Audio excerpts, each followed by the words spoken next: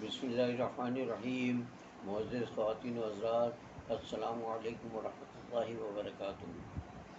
آج گوشہ کمال کی نشست نمبر 394 یعنی 394 میں یہ گوشہ نشین معین کمالی ایک بار پھر آپ کی خدمت میں حاضر ہے۔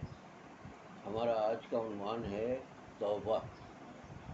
ماہ رجب کا ایک گرم ترین دن، جسم و جان کو جھلسا دینے والی لو، معلوم ہوتا تھا کہ زمین سے آگ اگل رہی ہے اور آسمان شعلے برسا رہا ہے۔ ہاں، ایسے ہی ناخوشگوار موسم میں حق پرستوں کا کارواں شام کی جانب رواں دواں تھا۔ اس موسم میں جب فرزانے گھروں میں چھپ کر بیٹھ رہے تھے، دیوانوں کو کہاں چین تھا۔ وہ ایک ایسے ریگستان سے گزر رہے تھے جہاں دور دور تک کسی سایہ دار درخت کا نام و نشان تک نہ تھا۔ بھوک، پیاس، گرمی اور جھلستی ہوئی ریت سے مقابلہ کرتا ہوا یہ قافلہ افتاں و خیزاں اپنی منزل کی جانب قدم بڑھا رہا تھا۔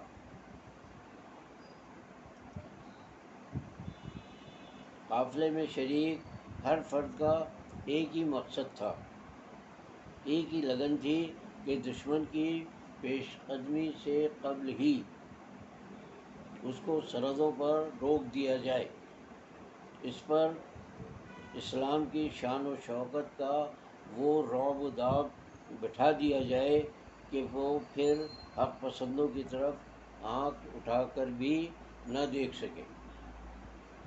کعب ابھی اس کارواں میں شرکت کے لیے کئی دنوں سے تیاری کر ہی رہے تھے۔ اس خاص موقع کے لیے انہوں نے 2 اونٹ پہلے ہی تیار کر رکھے تھے۔ انہیں اپنے اونٹوں کی تیز رفتاری پر پورا ناز تھا، چنانچہ پرستاران حق جب رسول اللہ صلی اللہ علیہ وسلم کی قیادت میں قافلے کی صورت میں روانہ ہوا تو کعب اس زوم میں رہے کہ اس قافلے کو آگے جانے دو، میرے تیز رفتار اونٹ اسے آن کی آن میں جا لیں گے۔ اسلام کا قافلہ کسی ایک فرد کے رکنے سے کب رکا ہے؟ وہ اپنی منزل کی جانب پیش قدمی کرتا رہا، اور کعب امروز فردہ کے چکر سے نہ نکل سکے، یہاں تک کہ قافلہ حق مدینہ منورہ سے سینکڑوں میل دور نکل گیا۔ 30,000 کا یہ لشکر کسی ملک پر ناجائز قبضے کے لیے روانہ نہیں ہوا تھا، نہ اس کے شرکاء کو کسی دولت اور اقتدار کی تمنا تھی۔ پھر ایسے تپتے ہوئے موسم میں کون سی ایسی چیز تھی جو انہیں کشاں کشاں لیے جا رہی تھی؟ رضا الہی کے علاوہ کسی اور جذبے میں یہ طاقت اور کشش کہاں کہ 30,000 انسان ایک آواز پر چل پڑے۔ اور ہاں، پکارنے والا بھی کوئی معمولی انسان نہ تھا، وہ دنیا کا سب سے زیادہ صادق اور امین تھا، وہ انسانیت کا سب سے زیادہ ہمدرد اور بے خواہ تھا، وہ رحمت للعالمین تھا جسے انسانوں کا سب سے زیادہ خیال ہو۔ اس نے جب جھلستے ہوئے ریگستان کو عبور کرنے کا حکم دیا تو لازماً اسی میں انسانیت کی خیر و فلاح مضمر تھی، اور اسی لیے تو 30,000 نفوس قدسیہ بھی اس آواز پر تن من دھن کی بازی لگا دینے پر تیار ہو گئے۔ کتنا اعتماد تھا انہیں اپنی قیادت پر! کعب سوچتے رہ گئے، اور حق پرستوں کا قافلہ تبوک میں اسلام کی قوت کا مظاہرہ کر کے اور باطل کے دل پر دھاگ بٹھا کر واپس بھی آ گیا۔ اب تو کعب کی ندامت اور پشیمانی کی کوئی حد نہ تھی۔ وہ سوچ رہے تھے، اف میرے خدا، مجھ سے یہ کیسی غفلت ہو گئی۔ اب رسول اللہ صلی اللہ علیہ وسلم کو کیا منہ دکھاؤں گا؟ اس غفلت کا ازالہ کس طرح ہوگا؟ نفس موقع کی طاق میں تھا۔ اس نے فوراً یلغار کی، یہ کون سا مشکل کام ہے؟ 1000 بہانے کیے جا سکتے ہیں، اپنی بیماری، کسی عزیز کی علالت، کام کی مصروفیت، فصلوں کی حفاظت وغیرہ، لیکن نہیں، یہ سب عذرات الگ ہیں۔ ایک مومن کو اس کا نفس آسانی سے دھوکہ نہیں دے سکتا۔ ہاں، ایک طریقہ ہے جو آسان بھی ہے اور اطمینان بخش بھی۔ کعب، تمہاری بیماری کا حال کسے نہیں معلوم؟ کعب، معاف کیجیے، کعب، تمہاری تیاری کا حال کسے نہیں معلوم؟ بس ذرا سی چوک ہو گئی تھی، اس کا اظہار مبہم الفاظ میں کر دینا۔ حضور کسی کی کھوج لگانے کی نیت سے تفصیلات نہیں پوچھا کرتے، بس خدا سے معافی مانگ لینا، کیونکہ وہی دلوں کا حال جانتا ہے۔ یہ مشورہ نفس کا نہیں بلکہ ہمدرد اور غمخوار دوستوں کا تھا۔ کوتاہی ہوئی تھی، اس کے ازالے کی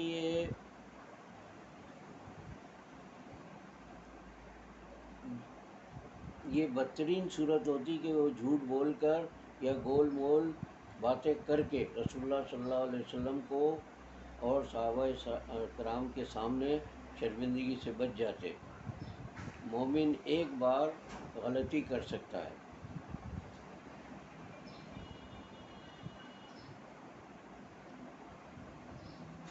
لیکن اس کا احساس ہوتے ہی وہ دوسری غلطیوں سے بچنے کی فکر کرتا ہے۔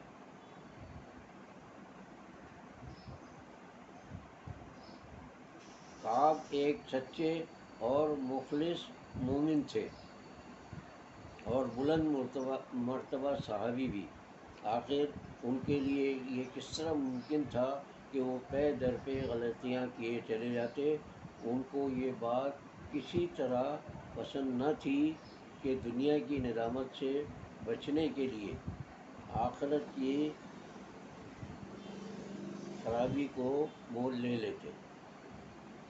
جھوٹ اور مبالغہ، اور وہ بھی اللہ کے محبوب ترین رسول صلی اللہ علیہ وسلم کے سامنے، ناممکن، قطعی ناممکن۔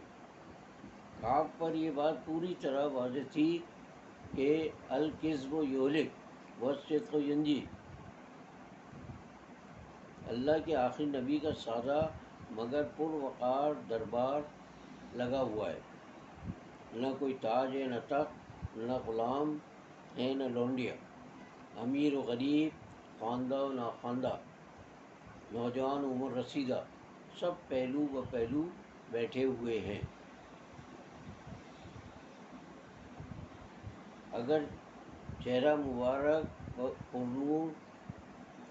مبارک پر نور نبوت اور رعب و جلال رسالت نہ ہو تو کوئی اجنبی یہ شناخت نہیں کر سکتا تھا کہ اس دربار کا امیر کون ہے۔ کعب سر جھکائے ہوئے دربار نبی میں پہنچے، چہرہ خوف و ندامت سے زرد پڑ گیا تھا، آنکھوں ہی آنکھوں میں حضور سے عفو درگزر کی بھیک مانگی جا رہی تھی۔ جو ہی نبی کریم صلی اللہ علیہ وسلم نے قافلہ تبوک میں شرکت نہ کرنے کا ان سے سبب پوچھا تو کعب کا رنگ زرد سے سفید ہو گیا۔ بمشکل حواس یکجا کیے اور عرض کی، اے اللہ کے رسول، میرے نفس نے مجھ پر سستی غالب کر دی تھی، اور جس قافلہ حق میں شرکت سے میں محروم رہ گیا اس کا مجھے بہت افسوس ہے۔ یہ سن کر حضور انور کا چہرہ متغیر ہو گیا۔ آپ نے فرمایا، یہاں سے چلے جاؤ یہاں تک کہ اللہ تمہارے بارے میں کوئی فیصلہ نہ فرما دے۔ یہ سنتے ہی کعب کے ہوش اڑ گئے۔ بارگاہ نبوت سے اٹھنے کا حکم کوئی معمولی سزا نہ تھی۔ کاروان حق کی تبوک پر روانگی کے بعد سے دل پر جو چرکے لگے تھے اس میں یہ آخری چرکہ نہایت مہلک تھا، جسے سہنا ایک عام انسان کے بس کی بات نہ تھی۔ دل کے بیٹھ جانے کے بعد پاؤں میں اٹھنے کی سکت کہاں سے آتی؟ نفس اور روح کی کشمکش ایک بار پھر شروع ہو گئی۔ کعب، تم نے سچ بول کر اچھا نہیں کیا۔ کیا حرج تھا اگر کوئی عذر تراش لیا جاتا؟ اللہ کے رسول صلی اللہ علیہ وسلم کے سامنے جھوٹ بولنا آسان نہیں، پھر وہاں جھوٹ چھپا بھی کیسے رہ سکتا ہے؟ کسی وقت بھی وہی نازل ہو کر حقیقت کھل سکتی ہے۔ ایسے انسان کی بدبختی کا کیا ٹھکانہ جس کا جھوٹا ہونا وحی سے ثابت ہو جائے۔ کعب کے معاملے میں بیرونی دباؤ سے زیادہ ایک اور قوت تھی جو اندر ہی اندر کچوکے لگا رہی تھی۔ یہ ضمیر کی خلش تھی، روح کی چبھن تھی، جو رک رک کر کعب کو احساس دلا رہی تھی کہ ان سے جو غفلت سرزد ہوئی ہے وہ کوئی معمولی غفلت نہیں ہے۔ کفر اسلام کے معرکے میں اگر کسی مومن کا ایک قدم بھی پیچھے رہ جائے تو نقصان ہی نقصان ہے۔ اسلامی فوج تو اللہ کی تائید و نصرت سے فتح حاصل کر ہی لے گی، لیکن پیچھے رہ جانے والا آخرت میں بھی پیچھے رہ جائے گا۔ یہ اس کا ذاتی زیاں ہے، سراسر خسارہ۔ یہ تھا وہ احساس جو کعب کو نڈھال کیے دے رہا تھا۔ اب تو رسول اللہ صلی اللہ علیہ وسلم نے ناراضی کا اظہار بھی فرما دیا تھا۔ جس شخص سے اللہ کا رسول ناراض ہو جائے اس سے خدا بھی خوش نہیں رہتا، اور جب اللہ اور اس کے رسول دونوں کو ناراض کر دیا تو پھر دنیا میں باقی رہا ہی کیا؟ ان کی رضا ہی تو ایک مومن کی کل کائنات ہے، اور کعب محسوس کر رہے تھے کہ کل کائنات لٹ چکی ہے۔ ابتلا اور آزمائش میں کعب اکیلے نہ تھے، بلال بن امیہ اور مرارہ بن ربیع بھی ان کے شریک تھے۔ یہ آزمائش ایمان کی آزمائش تھی، استقامت کا امتحان تھا۔ یہ ایک موقع تھا اپنی لغزش کو محسوس کرنے کا اور اس پر نادم ہونے کا۔ اپنی غلطی پر نادم اور شرمسار ہونا، توبہ کرنا کوئی معمولی کام نہیں، بڑی استقامت اور جواں مردی کا کام ہے۔ کمزور قوت ارادی کا انسان ہو تو غلطی پر غلطی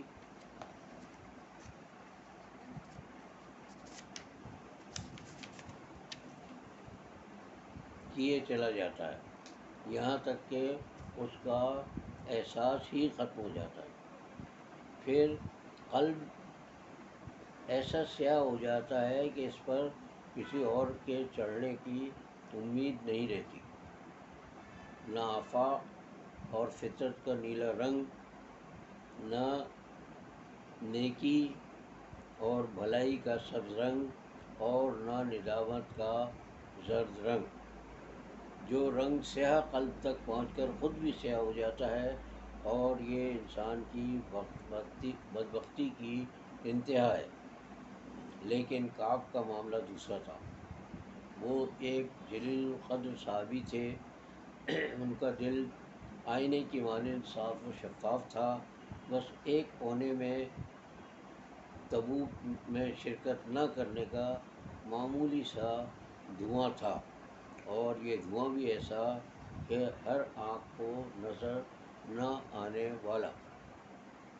اللہ اور رسول یہ چاہتے تھے کہ اس عظیم انسان کے قلب پر یہ ہلکا سا دھبا بھی نہ رہے،